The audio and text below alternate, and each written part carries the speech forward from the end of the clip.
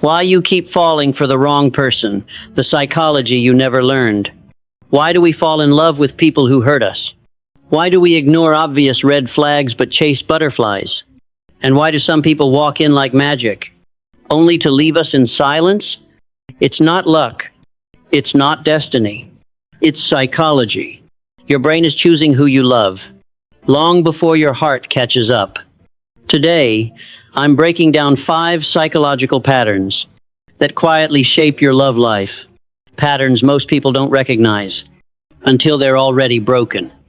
Let's get into it. The invisible script running your relationships. Love feels emotional, but every time you miss someone who isn't good for you, every midnight replay of conversations, every heartbreak you swore would never repeat, your brain is following old programming. You choose partners based on childhood dynamics, hidden insecurities, emotional wounds you haven't healed, what you believe love should feel like, and patterns you never questioned. You think you're following your heart, but most of the time, you are following what feels familiar. And familiar isn't always healthy. 1. Familiar pain feels like home. This is the trickiest psychological trap. You don't chase love that feels good. You chase love that feels familiar.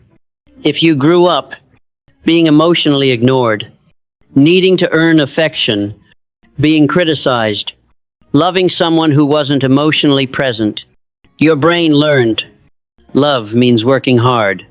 Love means doubting yourself. Love means uncertainty. So when you meet someone inconsistent, your system doesn't run. It attaches. Not because they're right for you, but because the chaos feels normal. This is why healthy, stable love may feel boring or suspicious at first. Calm is unfamiliar when you're used to storms. Remember, calm is connection. Chaos is a memory. 2. The addiction to the chase. Our brains value what we struggle to win. Loving someone who is present, available, and stable feels easy. Almost too easy.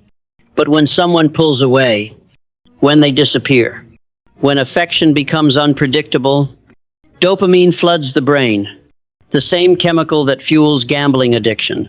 Suddenly you start thinking, I have to win them back. I can prove I'm worth it. I won't give up. But that intensity isn't love. It's anxiety dressed up as romance. You're not attached to the person. You're attached to the chase. Healthy love isn't war. It's mutual effort. 3. Falling in love with potential. Another trap. You fall in love with what someone could be. You believe they have a good heart. They'll change if I stay long enough. Only I truly understand them. They just need time. But potential is not a relationship.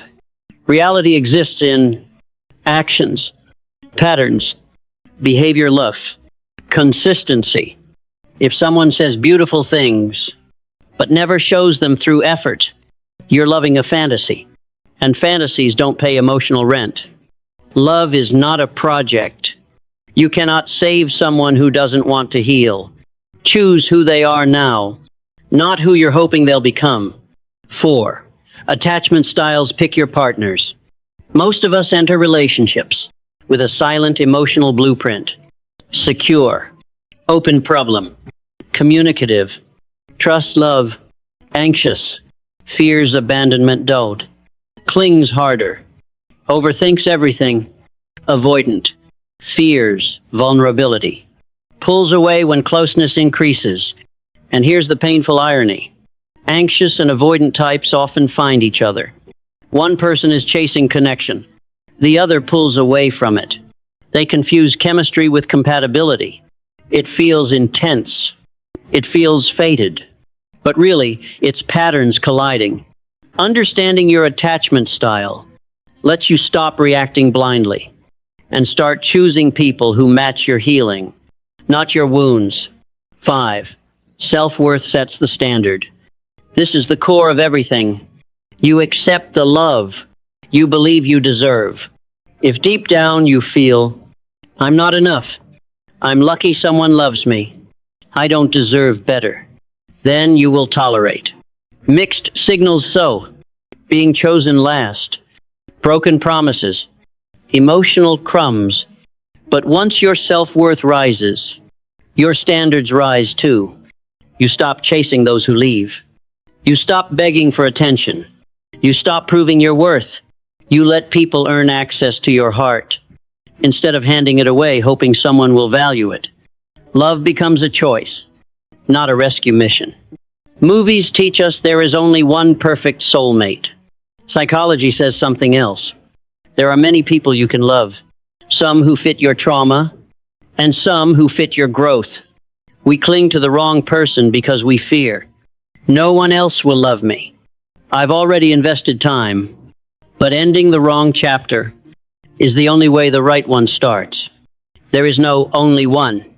There are only people you choose, and people you outgrow. Choose healing. Love isn't random. It's reflection. Familiar pain repeats until you unlearn it. The chase is anxiety, not passion. Potential is fantasy. Attachment can be rewired. Self-worth filters who gets close to you. You deserve peace. Consist.